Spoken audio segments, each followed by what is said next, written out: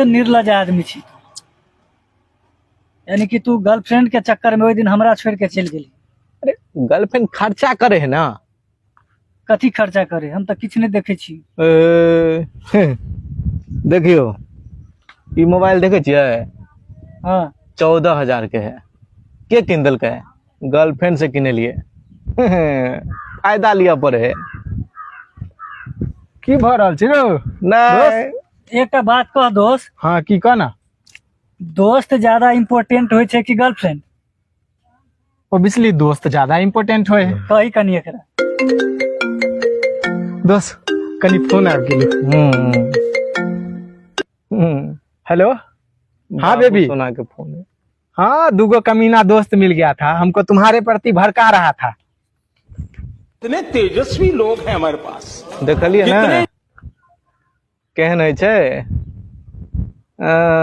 दोस्त काम नहीं अबे, गर्लफ्रेंडे काम अबे है। देखियो हमरो फोन बजले। देखियो। हेलो, हाँ बाबू। हाँ कोतवाली चौक वाला जो मॉल है